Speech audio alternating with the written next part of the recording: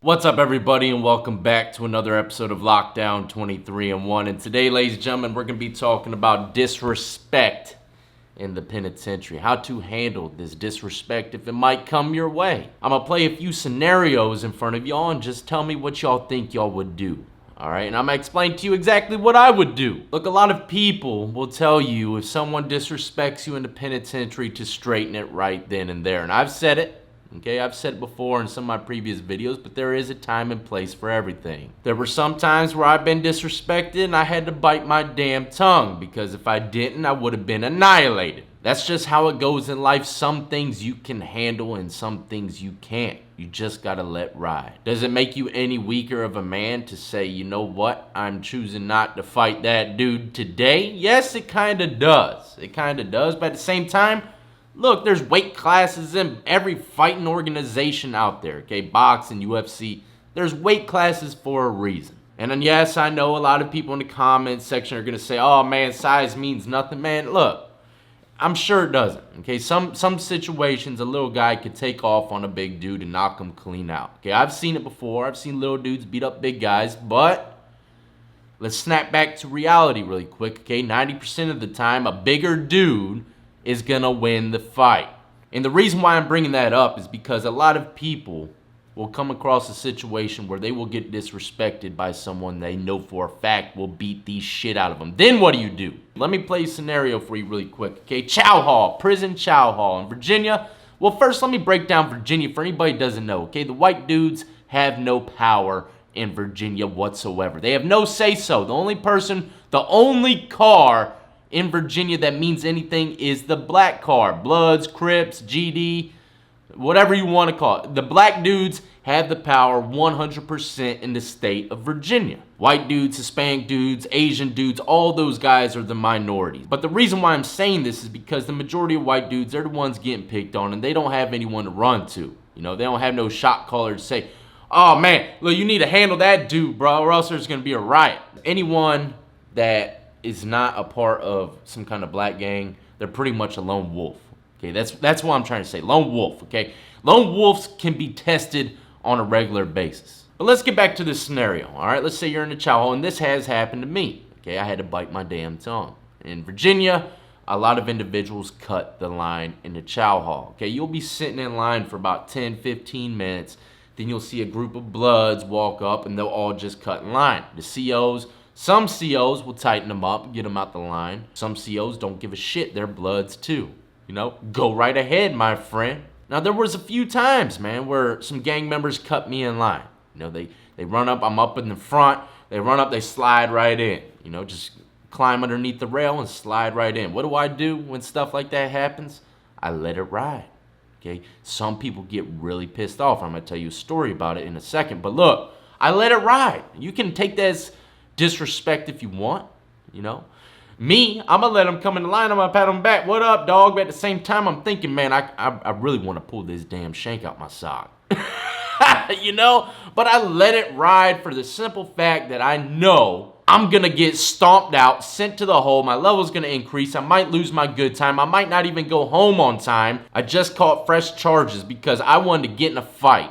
I started losing, and then I decided to pull my shank out my sock. Stab dude. Got a fresh charge. You know, that's how I look at things in the penitentiary. So you got to pick and choose, all right? Yes, they disrespected me by cutting me in line, but at the same time, I know the game. You got to pick and choose, man. You know, that's all there is to it. You got to weigh out your options. And by letting those guys slide in front of me, does anyone in line think that I'm weaker of an individual? No. Ain't nobody ever thought of me any less because I let those guys jump in front of me. And if they did, they didn't say it to my damn face. Now let me tell you a quick story pertaining to the scenario that I just talked to you about. It's exactly the same, actually. But this guy, he should have bit his tongue, but he didn't. You know, he got tired of these guys cutting line. And every now and then you'll see a guy snap. Snap because he finally got tired of it. Years of being cut in the chow line, he snaps. And that's when he gets his ass beat, you know? It's crazy, but that's how it happens. But anyways, I'm in the back of this line, and some dudes want to cut the line. They came in late as well, and they're not trying to wait in the back of the line. So they cut this white dude, and the white dude wasn't having it. Okay, like I said, he should have bit his tongue.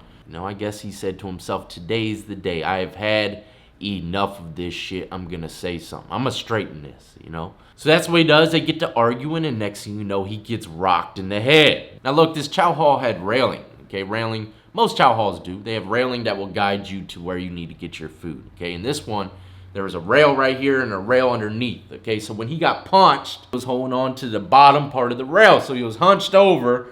And the people, look, they're still feeding food. No one's seen the punch or anything, so they're still feeding food. And this is the crazy part, man. People are just walking right past him.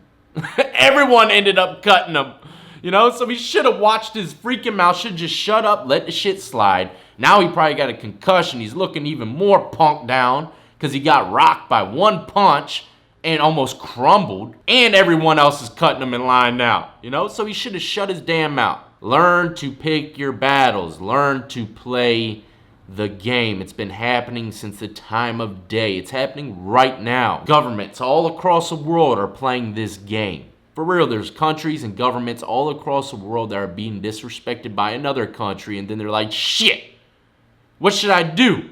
If I don't say something, they're going to think my whole country's weak. Maybe I should just drop these bombs. Maybe I shouldn't. Look, you have to weigh your options. Pick your battles wisely. It does not make you weak to use your mind. Look, let me tell you something really quick. And I really want you to take this into consideration, all right? You got fighting all over the world out there nowadays, okay? You got UFC, boxing, all kinds of different organizations. You got the backyard stuff on YouTube, all kinds of things where fighting is being glorified. People get in a match and they walk away. It's all good, handling beefs in the ring, stuff like that. But let me just say this, I've met a lot of people, I've seen a lot of shit in my life, and fighting is not like that a lot of times. Do not get it twisted, ladies and gentlemen. You will see all these individuals fight out here in the streets, and guys will lose, and they'll live to fight another day. But look, man, I've seen the darker side of fighting, and it's not fighting in my eyes for real. It's like life or death, because a few fights that I've seen in prison have changed my whole outlook on fighting. Okay, it's not just a simple fight anymore. It's like, hey, you could definitely die from this fist. You know what I mean? There are guys out there that will crush your skull with one punch, man. I'm telling you. So standing up for yourself is one thing, but standing up for yourself when someone disrespects you, when it's something petty, is another, okay? Just let that shit ride, because for real, you might die. Look, when I make a video, I try to break down every possible scenario, okay?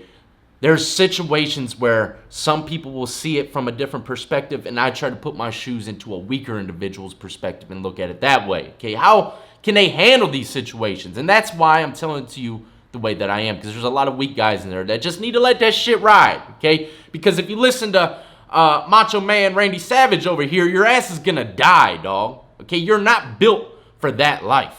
I'm not going to sit here and say, look, man, I don't care how much you weigh. I don't care how big you are. You got to let your damn nuts hang, dog.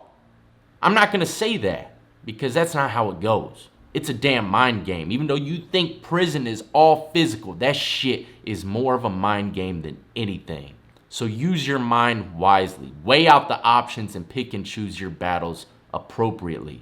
Anyways, I hope someone got some kind of information from this video. If you enjoyed, please do not forget to hit the like and subscribe button, ladies and gentlemen. It helps the channel out dramatically. Leave a comment, share, hit the bell notification, because I drop content like this every single day. Check out all the links in the description of the video. Add me up on Twitch, Twitter, Instagram. I live stream twice a day on Twitch. Go check out my Teespring page for all your Lockdown 23-in-1 merchandise. And as always, ladies and gentlemen, I salute to every last one of you been supporting me since the beginning, and everyone who's just now joining the Lockdown compound. Y'all be easy, be safe, and stay free.